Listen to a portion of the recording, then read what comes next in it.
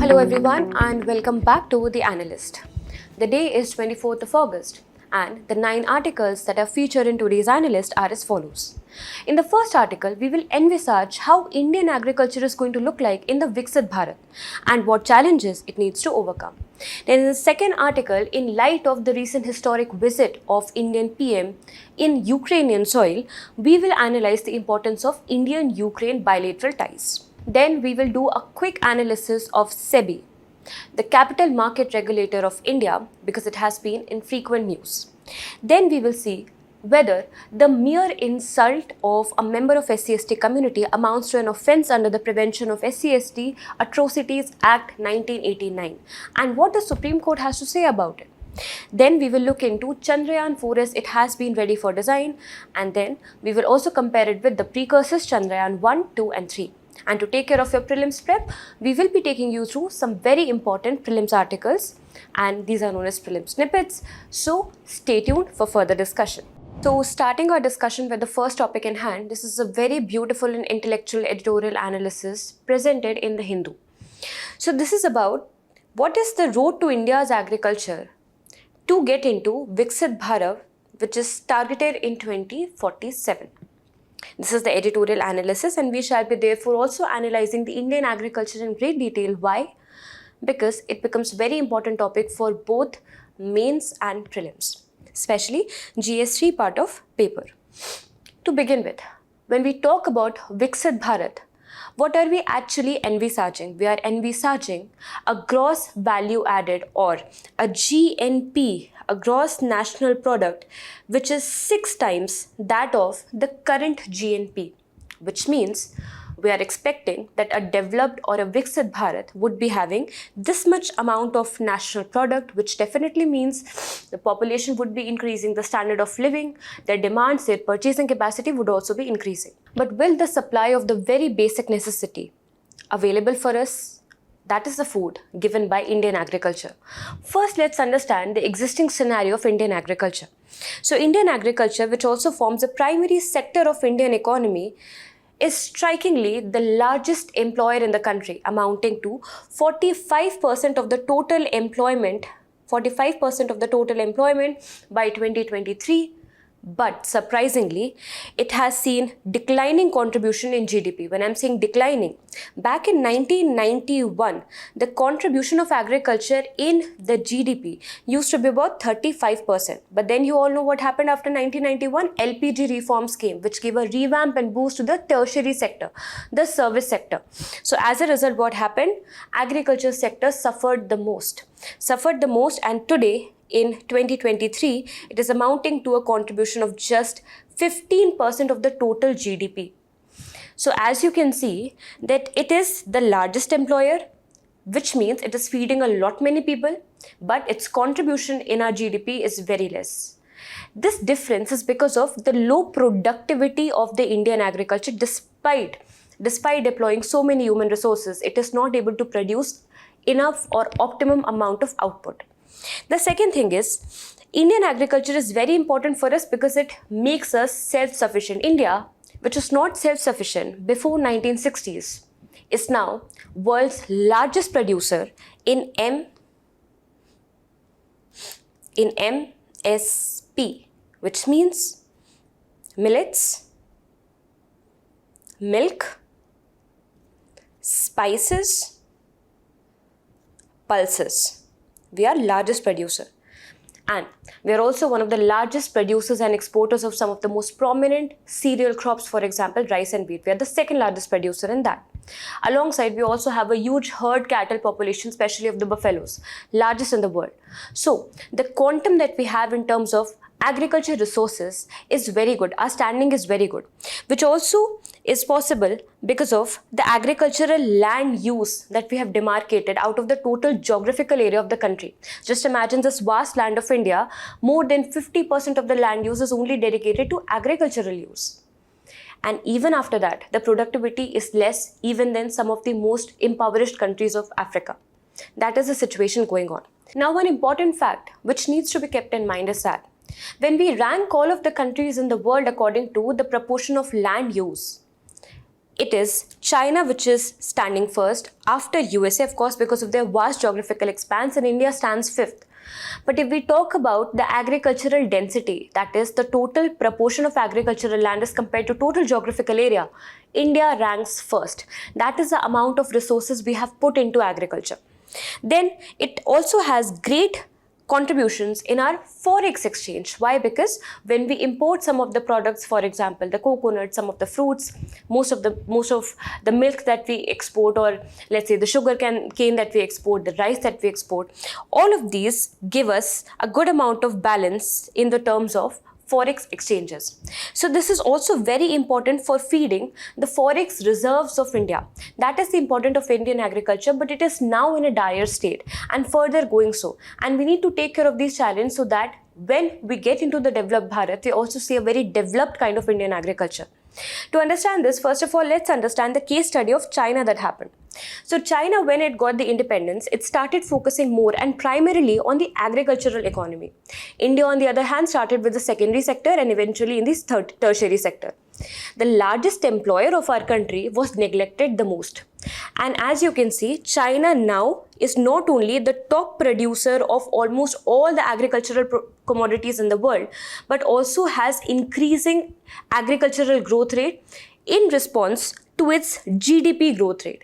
Also is seeing higher standard of living, also is seeing larger demand of agricultural product across the world for its own prices, and is also has expedited its growth rate towards becoming a developed nation. India, on the other hand, has now been rendered into a trickle-down effect. Our largest employer is suffering the most. Our largest employer is now suffering the most, and in fact, therefore, the difference between India's current GDP, averaging about 6.6%, is digressing a lot from the agricultural growth, which means the real growth is not corresponding into agricultural growth, and this could also create a vicious cycle where the agricultural gloominess could also contribute to declining growth of Indian economy. So the case study of China can be taken into account, and let's have some of the lessons from them as well. But before that, we will understand what are the challenges and imbalances that we need to take care of Indian agriculture. First of all, I have already told you there is low productivity in agriculture. Now, how will you justify this point in your answer? So you will say that India has got 45% of its population or workforce employed in agriculture. And this is only corresponding to just 15% of share in the GDP, which means most of the efforts are getting wasted. Why? Because of low productivity of Indian agriculture. Now, just imagine we are exploding our population as well. So we can see that in the near future, we are going to almost double down, and a growth rate of 0.85% is already happening at an annual basis. And it is also expected that by 2047, the annual growth rate of Indian agriculture would be somewhere about 0.7%. So you will now ask, ma'am, this 0.8 and 0.7 are quite near to each other. What is the problem? The problem is amount of population is not directly proportional to this number, which means with every person, there comes a 2.85% of additional demand with every person. Please remember this. And therefore, the expected growth rate that we are going to achieve, is dependent upon multiple economic factors. One of the most important ones would be agriculture, but agriculture is expected to grow at a very, very slow pace. And this will definitely not be able to match the amount of optimum population or the amount of optimum resources that are required for fulfilling the needs of population. So I hope this is clear. The second thing is there is diversion in growth rate, as I've already explained to you. Now, all of these diversions are happening because of not just one reason, but multiple structural reasons. To make you understand that, let me first take you through these 3 stages of agriculture. So whenever you want to do the answer writing or brainstorming on agriculture topic, process your brain through 3 stages. First is the pre-production stage, or where the inputs will be applied. The second one would be the production space, and the third stage would be the post-production stage. So when I'm talking about the challenges, we need to deal the multidimensional challenges belonging to all the 3 stages. What is involved in these stages? Let's start to brainstorm on this. Pre-production would require me to have inputs, for example seeds, for example fertilizers, for example water, for example good quality of soil. It would also require me to have, as a farmer, have research and development, and whatever outcomes have been produced of research and development, extension services should be provided to me, which means I should be communicated so that I can choose the best resources, best input for my crop. Now, once I'm growing the crop, in the production process, what needs to be taken care of? What am I growing? Is it a cereal crop? Is it a pulse? Is it a fruit crop? Or is it anything else related to fisheries? How am I producing it? Am I using intensive fertilizers, which is unsustainable, or am I using organic facilities or organic kind of farming? Am I using integrated pest management, etc. or not? Okay.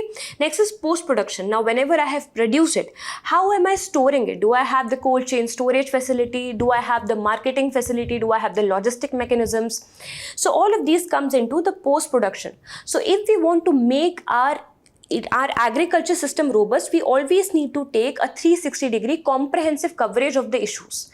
Then only we will be able to reform it into a developed agriculture. Now let's bring our attention into structural challenges.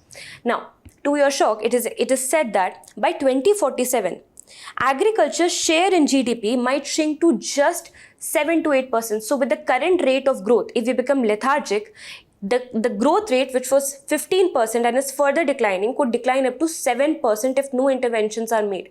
And these interventions need to be structural in nature. The employment is still going to be about 30%, currently 45%, but then only it will be 30%. What is the reason and what are the structural challenges for plaguing agriculture? First and foremost is marginalization of land and farmers. The most classic scenario of Indian agriculture is its small field size, averaging to about 0.01 hectare per farmer. A farmer is having very small size, and this happened after the land ceiling reforms that took place in India.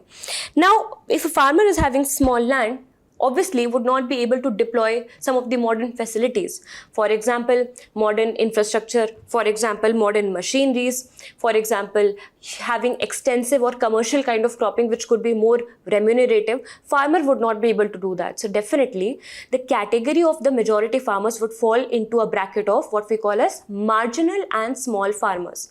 In India, 86% of the total farmers are marginal and small farmers in nature, which means you can only imagine about their average annual income. The second thing is their economic hardships. National Statistical Organization in its report has suggested that the monthly income of farmer household from all the sources is only averaging to 10,000 rupees.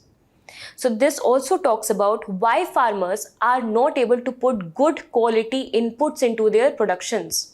This is also because of lack of financial services available and the lack of credit facilities available with them. So we also need to take care of this aspect. Second is the lack of agricultural infrastructure. It includes warehouses, it includes cold chain storages, it includes proper transportation, access to market. Do you expect a farmer of Northeast to transport his or her material somewhere in the main land of India, somewhere in, let's say, Delhi? No, because the logistics are so poor that the moment it will come to Delhi, it will be rotten and be of no use. So second is lack of agricultural infrastructure, which also needs a lot of financial incentives from the side of government. Second is environmental degradation. So this is a vicious cycle because we have been using intensive amount of pesticides, chemicals, and some kind of bad seeds. This is therefore we are also how degrading the environment, and also on the top of it climate change is happening. So vagaries of monsoon, and then we have pollution of land, pollution of soil, pollution of water, there's air pollution, etc. They also further degrade the quality of soil, degrade the quality of crop which is produced, and also makes the Indian economy at the gamble of monsoon. Why? Because of the monsoon vagaries that are happening because of climate change. Next is the lack of research. Do you know how much money or how much proportion of GDP is made by USA for its extension services and R&D services in agriculture? It is 6%. And how much is India putting? It is less than 0.5%. Naturally, we are not very much equipped with facilities, with inputs, with fertilizers, which can help us create sustainable agriculture. These are the problems. There can be more problems as well. There can be political problems, economic problems, social problems as well. And there could be similar solutions as well.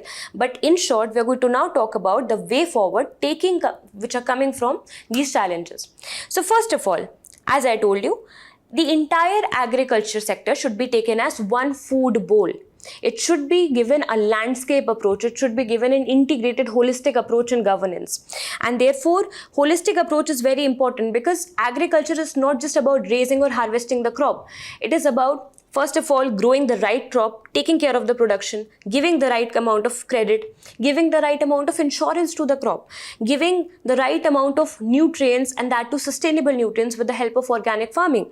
And also, it also includes the welfare and the development of the scales of cooperatives and the farmer producer organizations.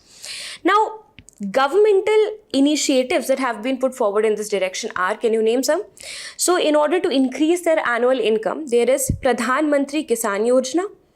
Now, in order to increase their access to credit, there is Kisan Credit Card, a question which was asked in UPSC Prelims.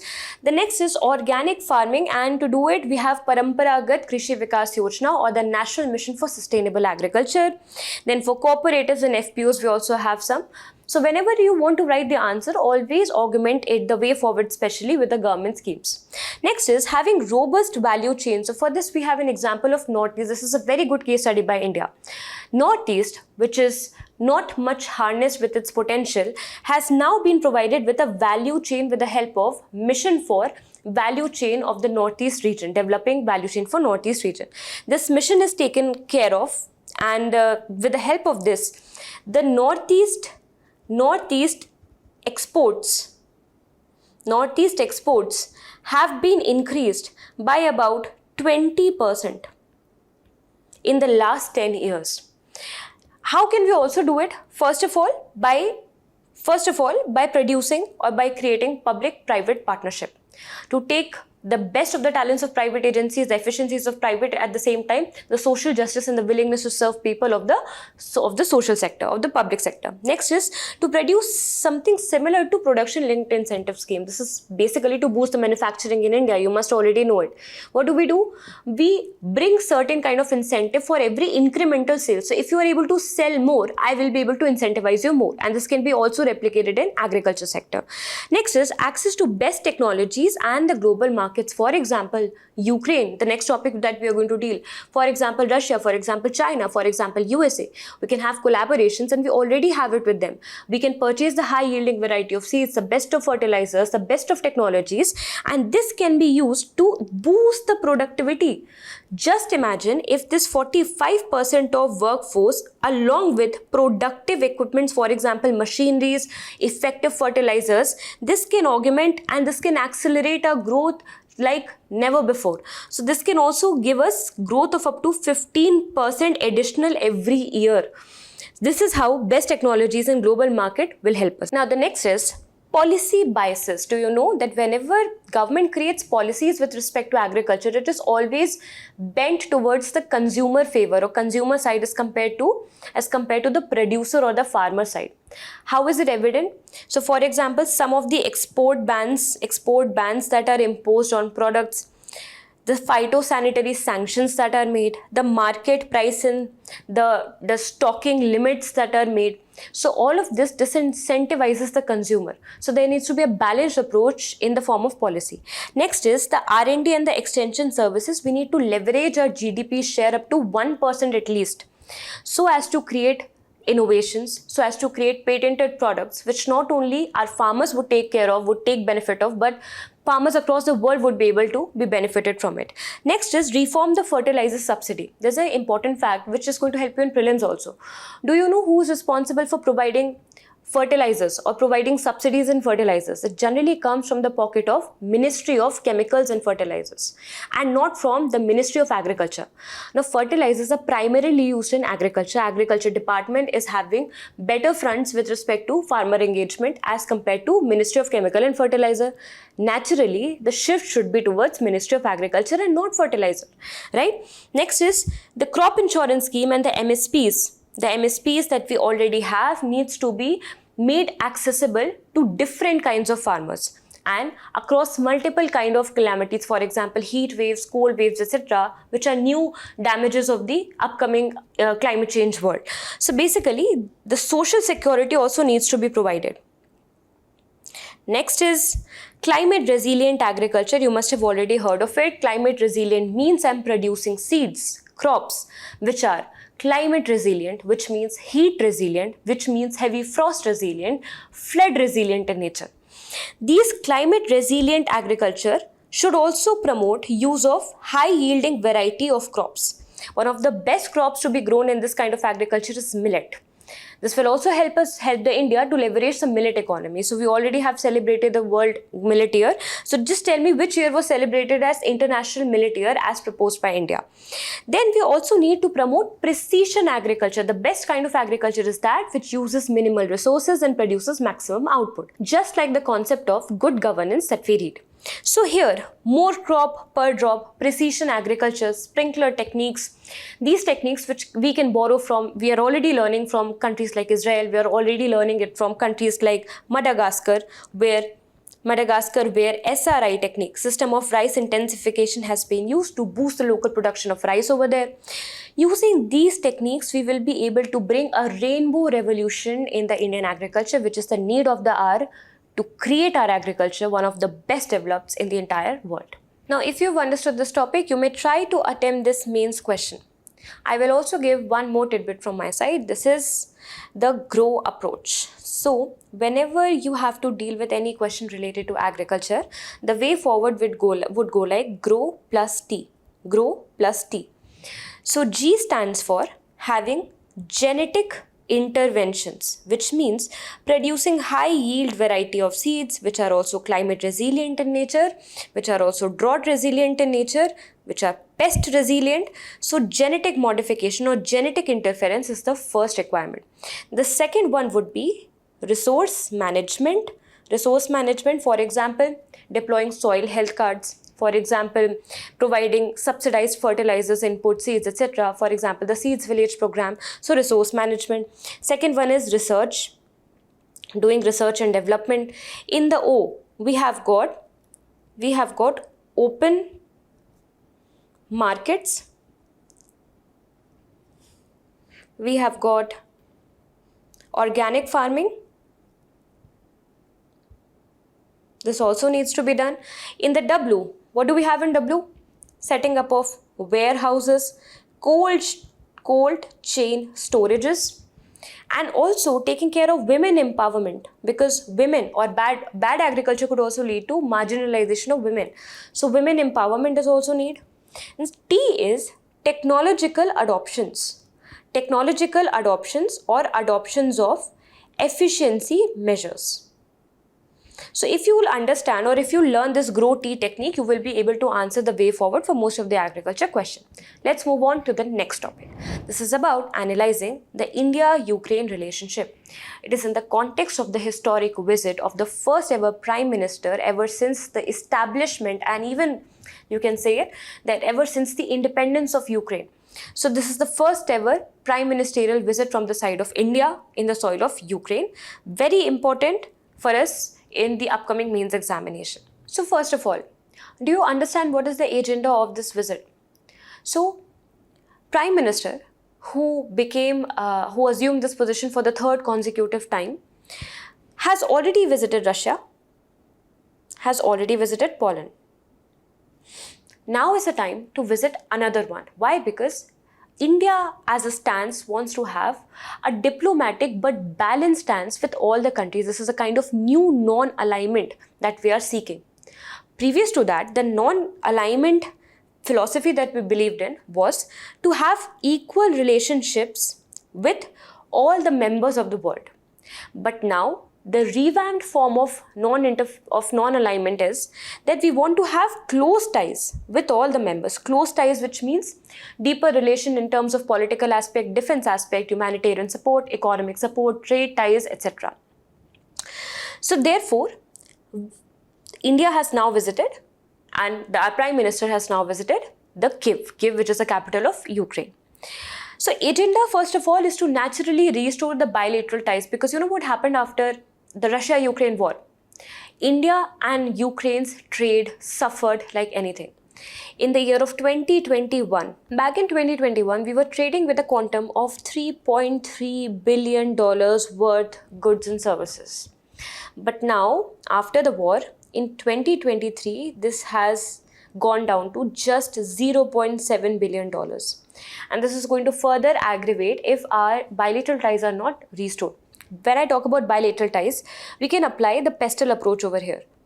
Bilateral ties related to political situation or the geopolitical situation, economic ties or trade related ties, the scientific ties, the cultural ties, the humanitarian ties, the technological ties, the legal ties. So all of this can be taken and can be reinforced if we want to restore the bilateral relations.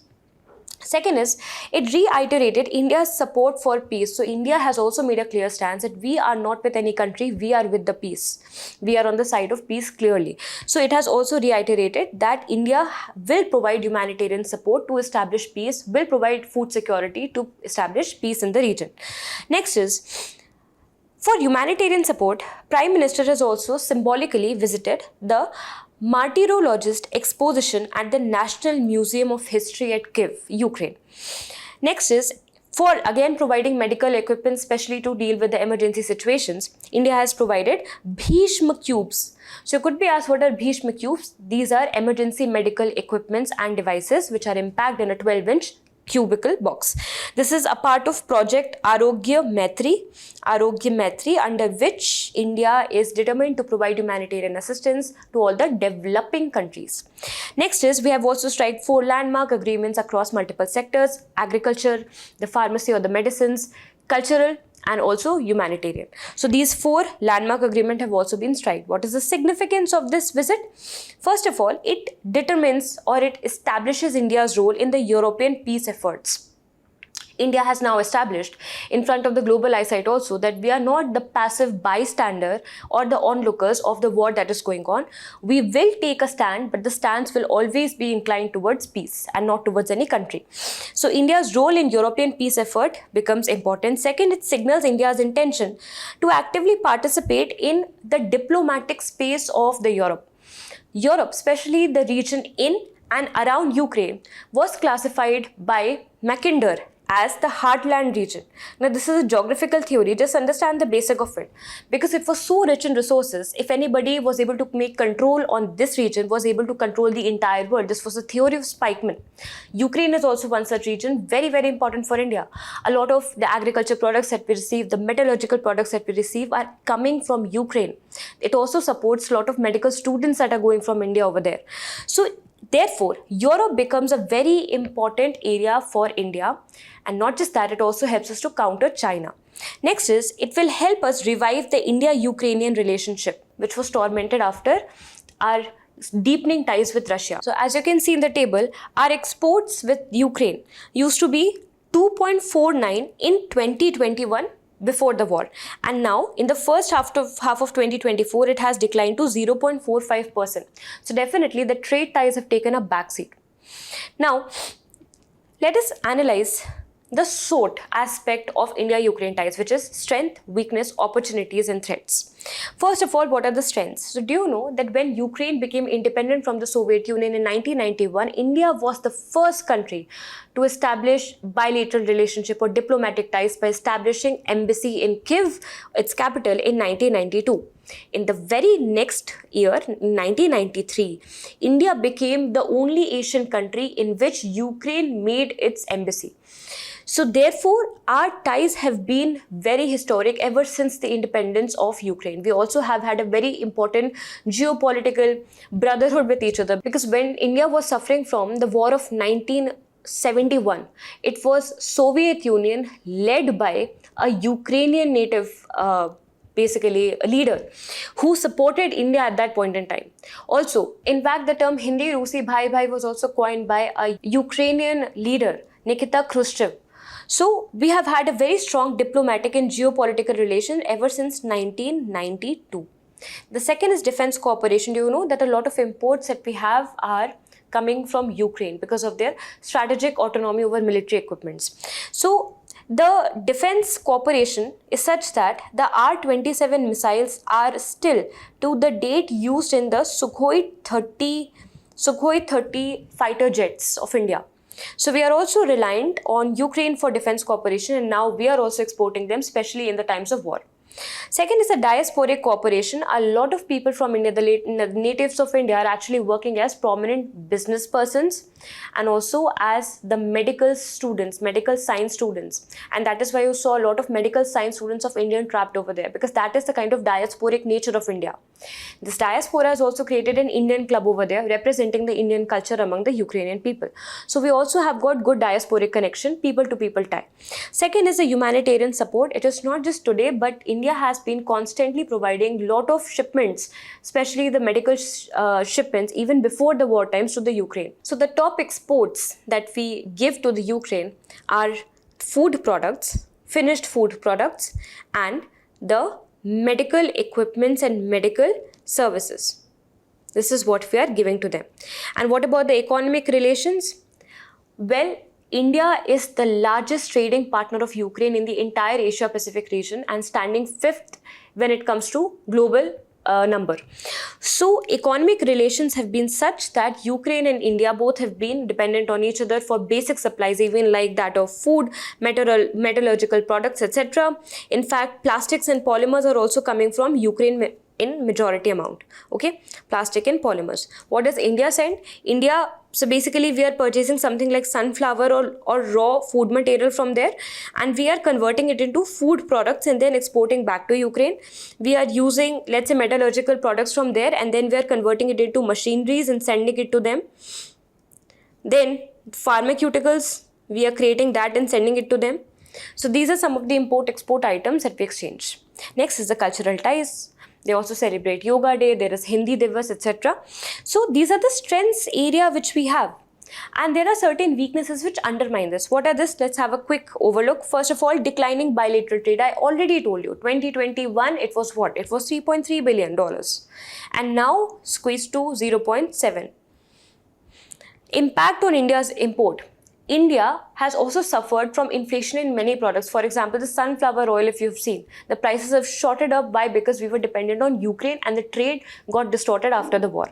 So it has impacted not just our import bill, because from the other places we are getting it more costly as compared to Ukraine, but also it has impacted our import products. Next is India's relation with Russia. This is also one of the biggest threat. But here we need to understand, just like how Russia maintains its relationship with India despite being a very close ally to China, similarly, we also need to take such stance. So Ukraine's problem with Russia shouldn't be coming in lines with our relations with either of the countries.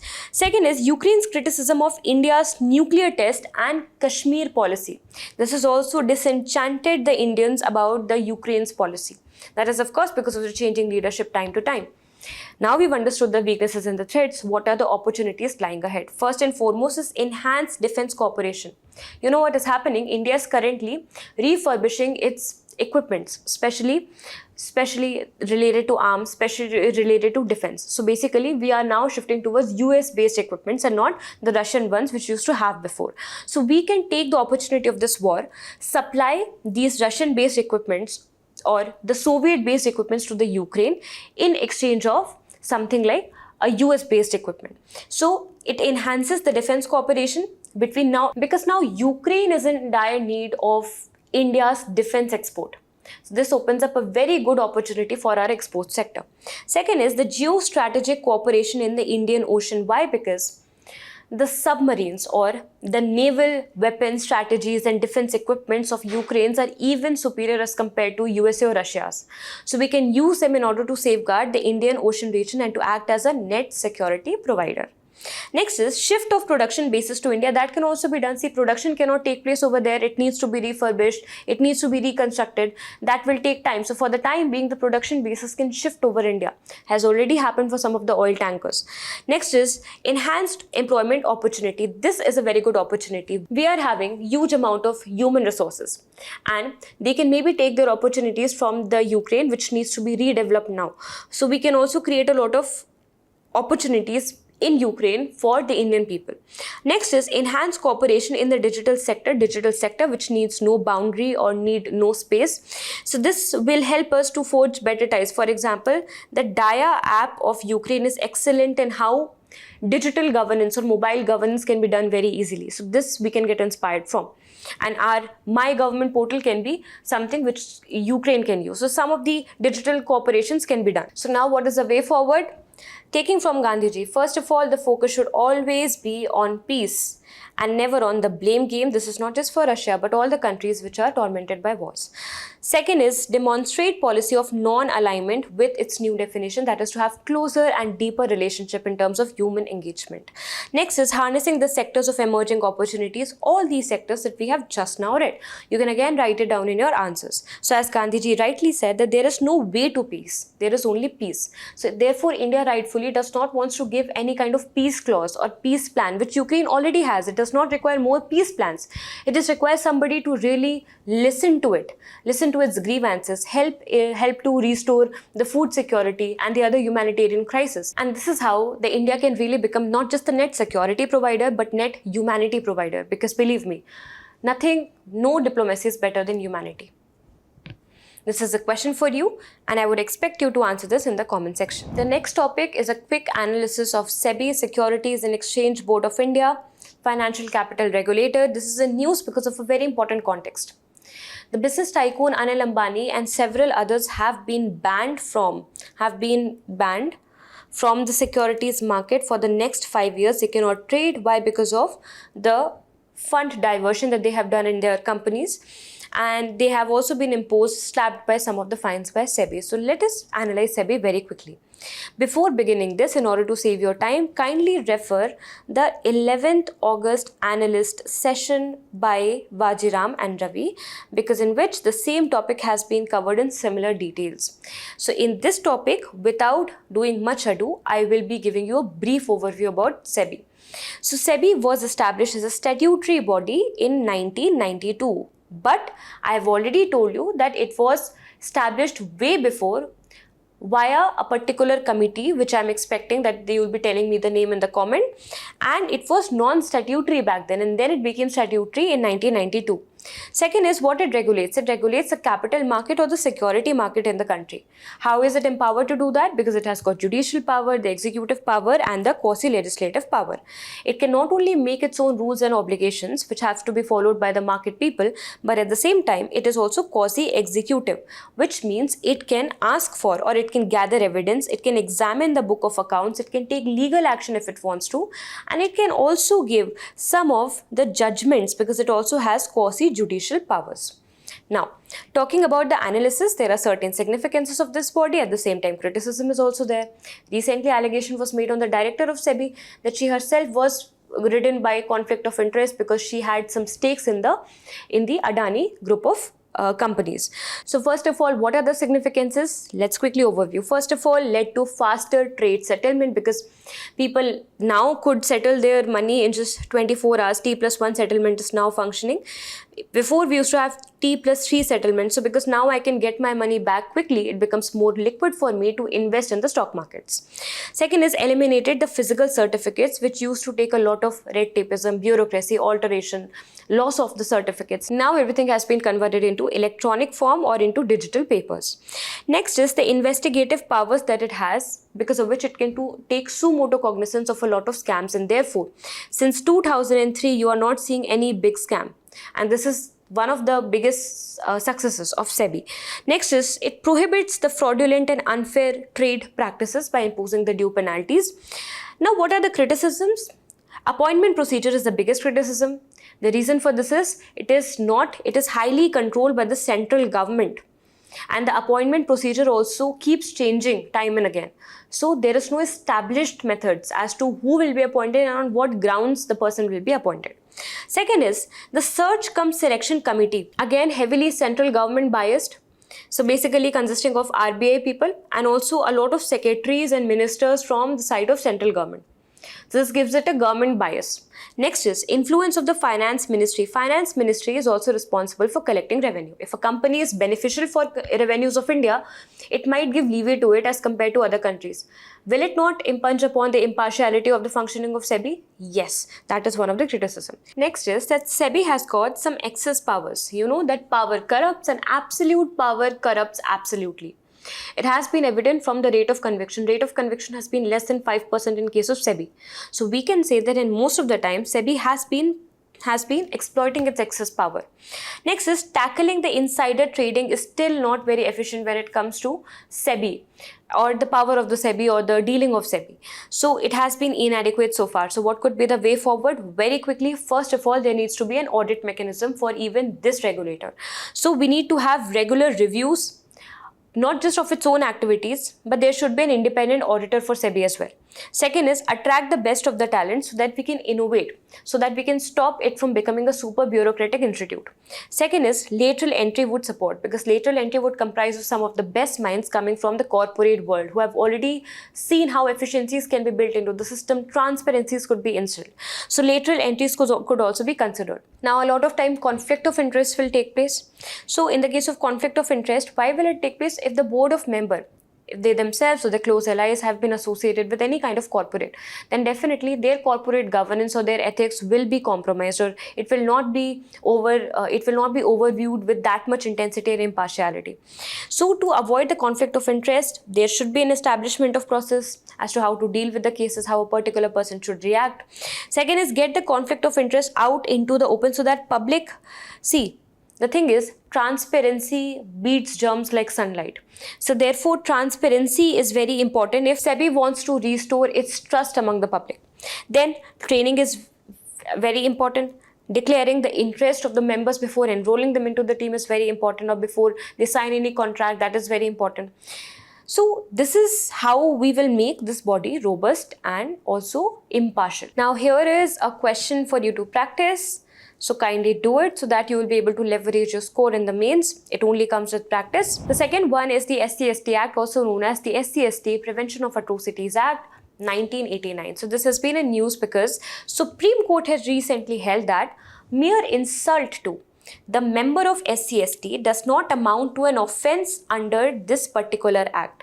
So what is the criteria? The criteria is not just mere insult. The criteria is the intent. If the intent is to humiliate the person on the basis of caste grounds, only then they can seek their redressal with the help of this act. And I'm not telling this. This is already there in the act itself. So in the act, if you can see that to abuse any member of a scheduled caste or scheduled tribe by caste name in any place with public view, or to intentionally insult or intimidate with intent to humiliate a member of scheduled caste or scheduled tribe in place within public view, will amount to this offence being considered as a criminal offence. Because this legislation is one of the very instrumental provisions for restoring social justice, and also one of the very strict provisions. So therefore, can also get misused a lot of times. Let's quickly understand the features. First and foremost, who regulates or who creates the rules within the Prevention of SC/ST Atrocities and its Prevention Act? It is the central government. But then who will be implementing it? Because SC/ST are different for different states. Respective state government will do it, of course, with the help of centrally sponsored schemes. Next is, if something is declared as an offence, by the way, under this section, about 37 offences have been enlisted as criminal offence. So if at all one particular act has been considered as an offence, it will be treated as a cognizable offence. Now, what is a cognizable crime? A cognizable crime is a serious crime which needs immediate arrest. How do we facilitate immediate arrest? Here, the police officer is empowered to arrest without warrant, can also start the investigation if required without the permission of magistrate or court. So here, all the offences which are listed, the 37 offences listed in this act, amounts to cognizable offence. They will be investigated by an officer not below the rank of DSP, and they have to be completed within 30 days, and they have to be reported to the director of the state police. Next is, if a crime is considered of this nature or this offence is committed by a member of SC/ST community only, then it won't amount to the criminal offence. It is written that it does not apply to crimes committed between SC/STs or between both the communities. Next is establishment of a special court for speedy trial. It has been mandated that by the advice of the Chief Justice of that particular state, it will be there in each and every state with a special public prosecutor, a kind of prosecutor having 7 years of advocate experience. Next is punishment. Punishment starts from 6 months of imprisonment and the imprisonment could last maximum up to 5 years. But in the case of grave offences, for example committing rape, etc., in those cases even death sentence or lifetime imprisonment can also be awarded. Second, public servant can also be punished under this act. How? If they have been caught by neglecting their duties, they can be imprisoned up to 6 months. So this is also a provision. Next is, under the rules which were made by central government in the year 1995, the district magistrate or the SDM shall make arrangements for providing immediate relief to the victim of this offence. So this is about the feature of SC/ST Act. It's very important for this year. In the next topic, the context is that ISRO's chairperson has declared that design of next lunar mission, that is Chandrayaan 4, is ready. So the launch could take place on 2027. It was first touted and estimated to be of 2028, now 1 year prior. And this particular mission will be responsible for collecting lunar rocks and soils. When I'm talking about Chandrayaan, this is not our first lunar mission. The first lunar mission was in October 2008. Year is important for state PCS.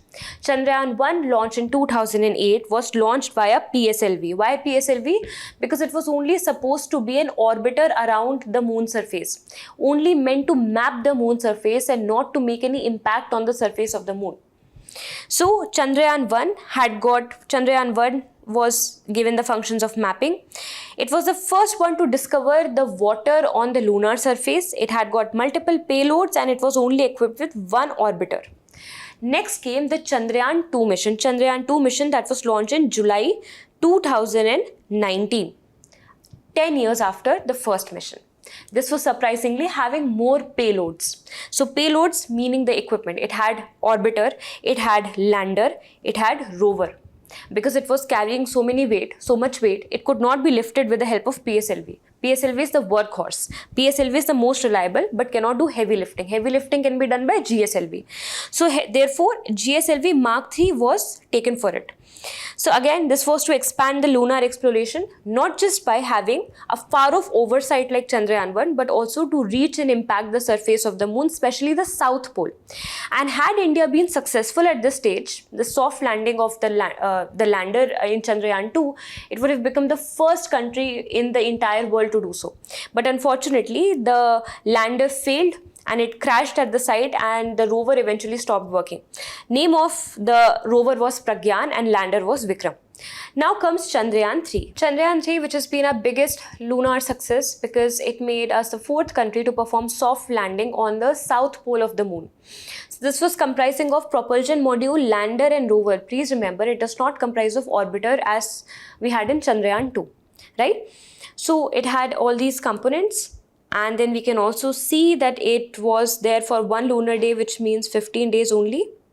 And it was carried by LVM3. LVM3 means another name for GSLV Mark III. Now coming to Chandrayaan 4, also known as LUPEX mission. LUPEX mission. This is to explore the south pole of the moon, but at the same time also explore the fragmented material, the soil, the debris, the rocks, and to carry that on the earth. This is a joint collaboration between Japan and India, and it is going to take place somewhere in around 2027 to 28. Okay, this will be comprising of lander and rover only, not even the propulsion module. The only change is in the propulsion vehicle. So propulsion vehicle previously was just PSLV or plain GSLV, but now it's going to be hybrid. So this is going to be the first in the world which is having 2-stage propulsion or launching vehicle. So launching vehicle of Japan is H3, which is to be used. LVM3 of India will be used. So these two are going to be the launching vehicles. One more interesting fact, it is not going to launch from Sriharikota, India, but from Tanegashima of Japan. So please remember, this is going to be India and Japan collaboration in space. Now let me quickly brief you about the Prelims Snippets. These are about PM Vani, India-USA Defence Pacts, Manrega scheme and Mekedatu Dam. All of them have been in news quite dominantly. So first of all, PM Vani scheme is all about creating public hotspots, if I can explain in short. So this was developed in 2020, the scheme in 2020 by the Department of telecommunication, quite obviously, right? This is to provide affordable and high-speed internet connectivity in the rural and remote areas of the country. So if you will go to some village or some remote area, for example, Northeast, if you could see the hotspot, you just need to install one app which will be developed by the app provider over here, and that app will give you the tap of the Wi-Fi hotspot that has been created under PM Bani scheme. This will help us to have more accessibility of internets even in the most remote places of the country. People, or the four parts that are involved in it, first of all is Public Data Office, Public Data Office Aggregator, the app provider, and the central registry. What are the functions? You can read it from the handout given to you. And how can you access the PM Vani internet? Yes, there is requirement of an app which needs to be installed, and it will run on your existing balance. So you have to first recharge it, and the moment your recharge runs off, the PM Vani internet connection will also run off. So it is based on recharge payment mode. Okay. Next is the Manrega scheme. Now the scheme which ensures social justice, which ensures right to work becomes a legal right for us, happened in 2005 with the help of National Rural Employment Guarantee Scheme. Now, this provides right to work. Right to work to whom? Only citizen of India above 18 years of age, must be belonging to rural background, and they should be willing to work in unskilled sector. This is not for skilled labor, this is for unskilled labor. When I'm saying it's a legal right, they get 100 days of unskilled manual work just by registering their willingness for the program, and then it is given to any adult member of any eligible rural household. When I'm saying it is a legal right, if you are not getting the job even after you have applied for it, then within 15 days the applicant is entitled to receive unemployment allowance. How much will it be? It will be 1/4 of the minimum wage for the first 30 days and 1/2 or half of it going forward. That is for the following period. The second thing is it also requires democratic decentralization, because most of its work is regulated, guided and created by Gram Sabha. That is a requirement from Gram Sabha. So it also sees decentralization. Second is auditing mechanisms. So it also calls for social audit under section 17 of Manrega scheme. So all the works that are implemented in Manrega, they have to be mandatorily socially audited. So this becomes a very famous people scheme. Now, as Defense Minister, Mr. Rajnath Singh has went to Washington DC. So India and US has signed some critical defense agreements. So first is regarding supply agreement. This is to do away with any kind of supply chain disruption that happened during the war times and during your COVID time. So first is security of supplies arrangement. This is bilateral, non-binding arrangement, and this will provide reciprocity of goods and services that will promote national defense of both India and USA. The second one is the liaison officers. So liaison officers are the people who coordinate the functions and who coordinate and manage the relationship between two countries by taking care of the matters of mutual concern. So there has been a memorandum of agreement regarding these coordinators, or also the liaison officers. Next is the Mekedhatu Dam. What is important from prelims point of view is not the issue basically. You can quote the issue in some of the examples in your mains answers, but what is important, where is it belonging to, and in which state is it located, in which tributary of which river is it located, and what is the major issue, you need to be aware of it. So first of all, it is a multi-purpose drinking water and power project which is proposed by Karnataka. So which means this dam will definitely be in Karnataka. Okay, so this dam is actually in Karnataka, in the Ramnagar district of Karnataka, which is about 90 kilometers away from Bengaluru and also some 4 kilometers ahead of the border of Tamil Nadu. As you know, this is the map. This is Tamil Nadu. This will be Karnataka. This will be Kerala. So Kaveri River flows something like this. So Kaveri River, if there will be dams on the side of Karnataka, the flow of Kaveri River will get compromised before coming to Tamil Nadu. Tamil Nadu, which is already suffering from a lot of water crisis. Now, why is Karnataka proposing this project? Because it wants to provide it wants to basically tap this free flow of water so that it could be diverted to deal with the water crisis of Bengaluru city. Water crisis is going, population crisis is going on, so therefore water demand would be very high. So this is why Karnataka wants to create a dam over here, but what happens is, where is the issue lying? That Tamil Nadu is not giving consent to it. And Tamil Nadu consent is very important. Why? Because of the Supreme Court order and Kaveri Tribunal. So Kaveri Tribunal rules and Supreme Court order has said that the lower riparian states have to give NOC or no objection certificate for any project that comes up on the Kaveri. Why is this important? Because both of these areas are suffering from water crisis, Chennai also, Bengaluru also. But if all the upper riparian states starts damming the water, for example, how China is doing with us. China is trying to dam the Brahmaputra. So the availability of Brahmaputra will be compromised in India. Similarly, in the case of Tamil Nadu also. So therefore, Tamil Nadu government is not presenting its NOC in this particular case because it has claimed that project is against the interest of Tamil Nadu's water requirement. The other important topic is which river does it belong to? Obviously Kaveri, but to be more precise, it is lying on the tributary Arkavati of Kaveri river. So this was about the prelim snippets and the overall discussion of current affair that I had to take today. I had a great time. I hope you had too. So see you again.